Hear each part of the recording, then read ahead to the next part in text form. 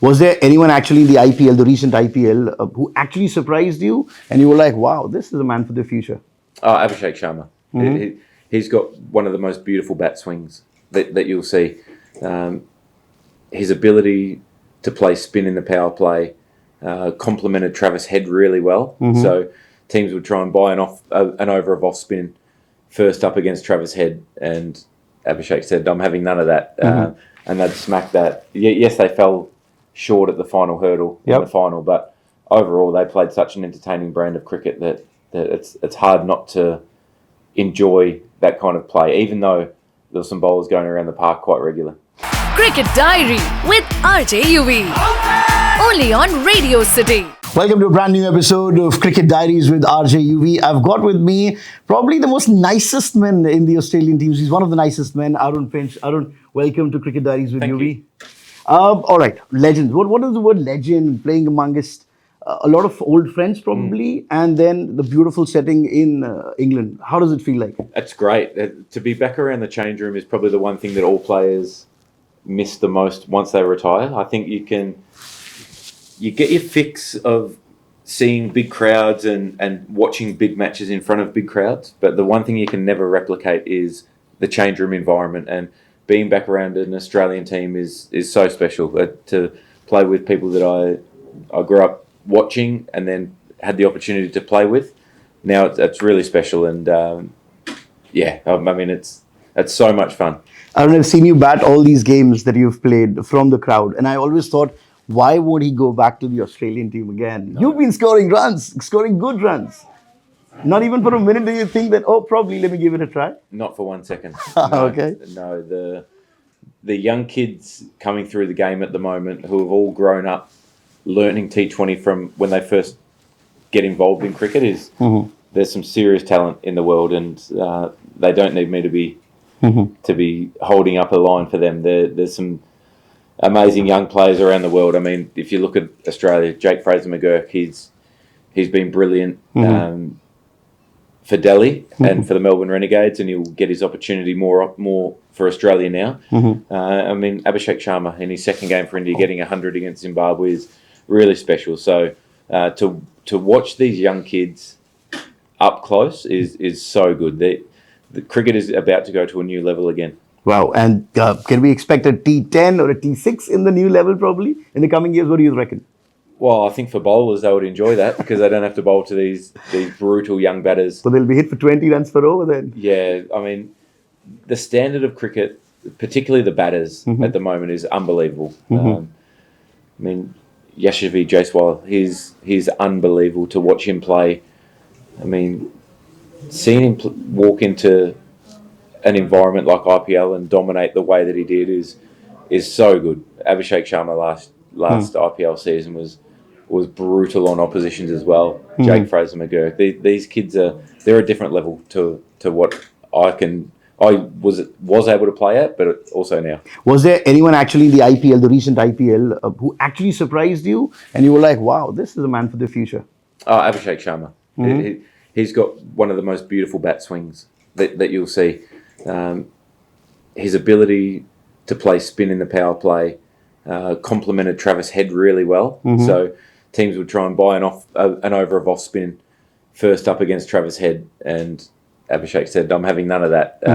And they'd smack that. Yes, they fell short at the final hurdle in the final, but overall they played such an entertaining brand of cricket that it's hard not to enjoy that kind of play, even though there were some bowlers going around the park quite regularly. Just an extension to this, if Abhishek Sharma would have been an Australian player, I think with this form in the IPL, he would have 100% been picked for the World Cup. Do you think that India probably missed a trick, would have given a chance? India won the tournament. Yeah, they did. Now we can talk about it. Yeah, they won the tournament. Would you have picked Abhishek Sharma in the World Cup squad? No. No. I mean, you've got the best young talent in the world at the moment, Jaiswal, and he was unable to get into the side. So you can't question India's squad selection. I thought that picking 4 spinners was too much in their squad when I was looking at it, but when I saw the conditions, there was a lot of research that went into that. I think that India got it 100% right. I think the way that Kohli played in the final, yes, he was under pressure, also knowing that it was going to be his last T20 game for India. But he got it right, as great players always do. That when the stage is the biggest, they find a way to get the job done. Fantastic. Going ahead, I think there are two formats of the game that are pretty much in place, which is the test format, the absolutely pure format. And then there's the 20-over format, which is pure entertainment. But there is one 50-over format, which I think is right in the middle, and no one really knows what the future is, which side of the dice will be the 50-over. What do you reckon? Do you think, just to keep it more relevant, there have to be some changes in the format, or do you think the 50-over format will take care of itself? I'd love to see it go back to one new ball. So that brings in reverse swing towards the end. It's harder to hit, I think, at the moment. I understand that the game needs to be viewer friendly, but as a lover of cricket, I love watching fast bowlers bowl reverse swing. I love watching stumps flying and things like that. So I think going back to one new ball would allow the balance between bat and ball to come back to parity a little bit. Any other changes in the 50-over format, just to make it more relevant and interesting? I think overall, we always talk about the 50-over format when there's no World Cup coming up. But the interest in 50-over cricket in the lead up and then throughout the World Cup in 2023 was unbelievable. So that shows that it's well and truly a product that people love watching. I don't think any other changes. So Sachin Tendulkar, he once advised that we'll have 25 overs for the first team, then the 25 overs for the next team, and then the next 25 for the first again. What he'll do is... We tried that in Australia. We had 1 year of domestic cricket where we played 25 overs and then the other team batted and then 20 and then 20. Didn't really work though. It was good fun and you could play 12 players at that time. So I remember I played with Brad Hodge for Victoria and the rule was if Hodgie was not out at 25 overs, he didn't have to field. Oh, okay. So I think he got 500s in that summer because he didn't have to field. So I think we need to find a way to increase the pace of the play, whether it's all forms of the game. That T20 games are taking 4 hours. To me, that's way too long. 50-over games are taking over 8 hours to play. That's not ideal. I think there needs to be a way that we can quicken up the pace of play that makes it encouraging for the viewer to tune into. Do you think going ahead we're going to see a lot T10 or T8 or T12, I don't know what, because from 50 overs we came to 20. Then England brought the 100, reduced 20 more balls. What's next for cricket? Well, there's a few T10 competitions around the world. I think that's probably a bit too fast. It doesn't give teams the opportunity to get back into the game if they lose a couple of wickets or if you bowl 1 or 2 bad overs. There's not enough time to then come back into the game. And that's the beauty of Test cricket. You can have a bad session. You can have a bad day. But you can back that up with a good day and then you're back in the contest. So I think overall it'd be nice if... like the 100's a great concept and I didn't have the chance to play it. I was signed up for a couple of years and then COVID hit, so that was unfortunate. But everybody who plays the 100 loves it. And I think they've found a way to make the pace of the play quicker as well, which is better for everyone. T10, but I think overall T20 is quick enough. 5 years down the lane, when it's the broadcasters ruling everything, probably they'll be like, we have to play T10 at the international level. And you might see the World Cup probably in the Olympics in 10, 15, 14 years. Well, it's coming to the Olympics, isn't it? That's a 20-over format. Yeah, I think that's quick enough. Yeah. Superb. Aaron, every time when your name pops up, that 172. Please tell me as a batsman, just a day or a night before, what is it? Do you feel more confident about things?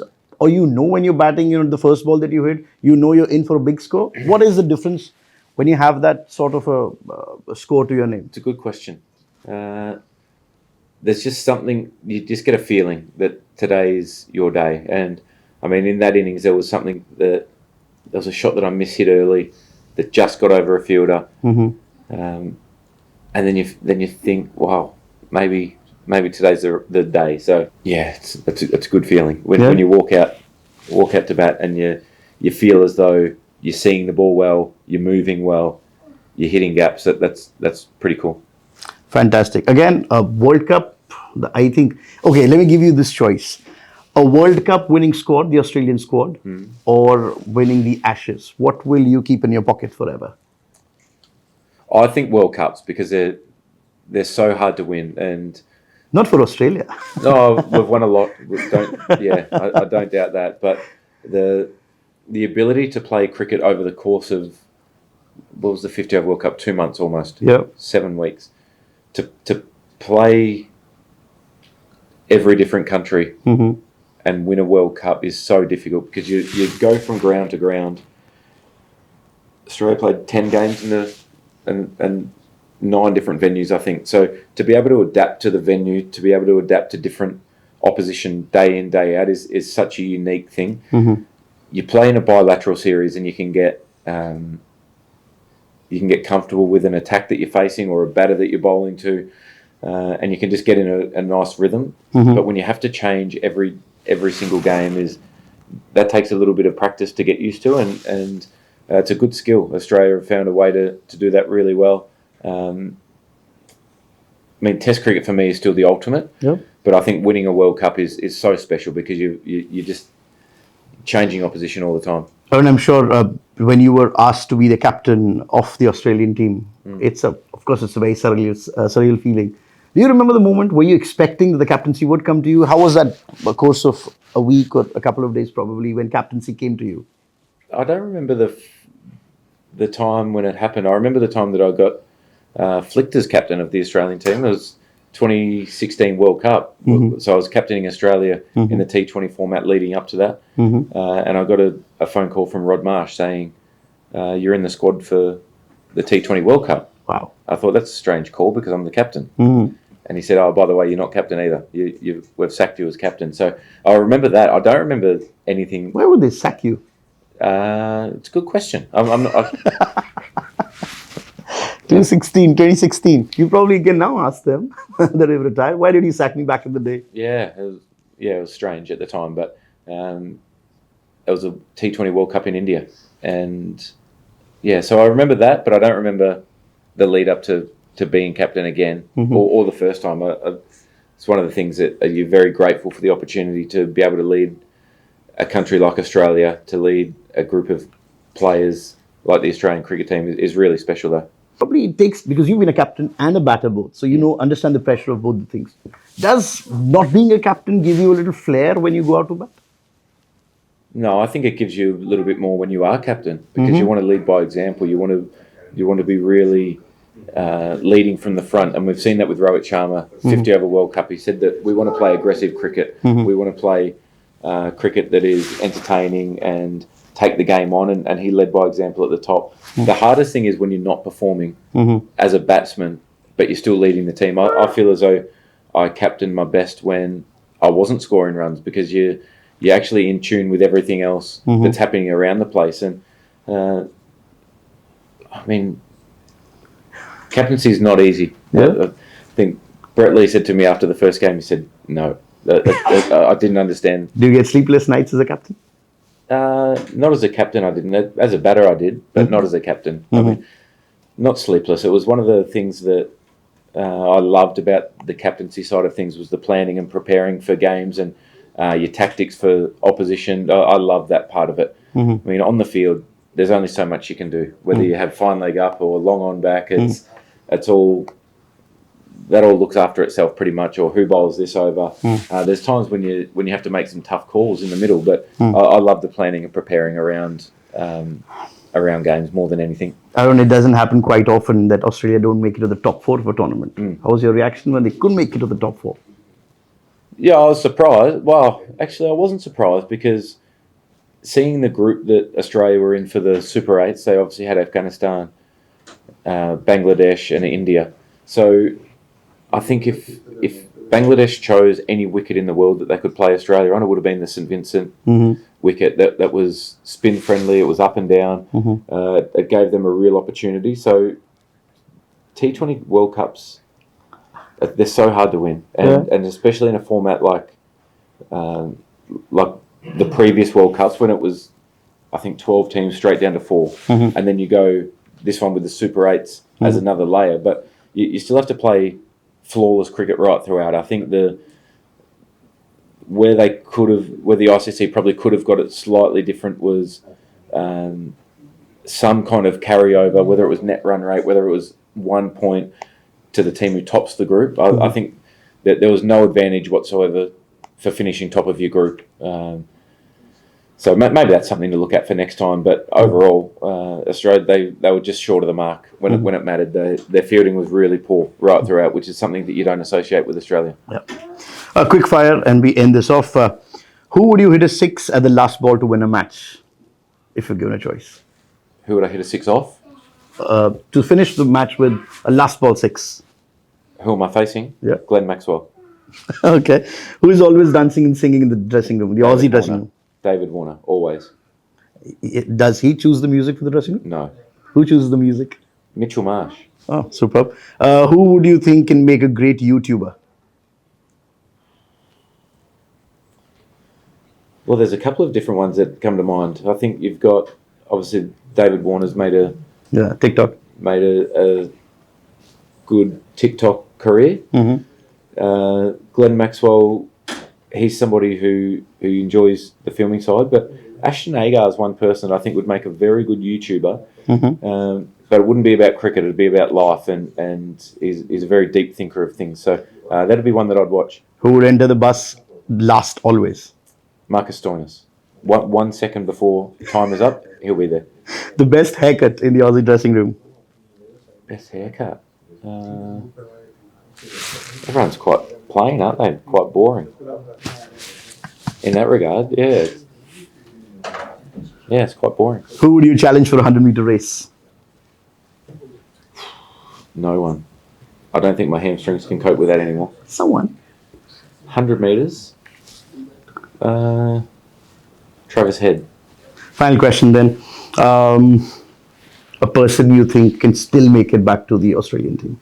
Someone who's retired now. Sean Marsh. If you've seen him getting back in the Australian colours for the men's team, he's batting unbelievably and always so classy. That's the nicest Aussie I've ever met. Aaron, pleasure. Thank you so much. Thank you, buddy. Cheers. Cricket Diary with RJ Yuvi. Only on Radio City.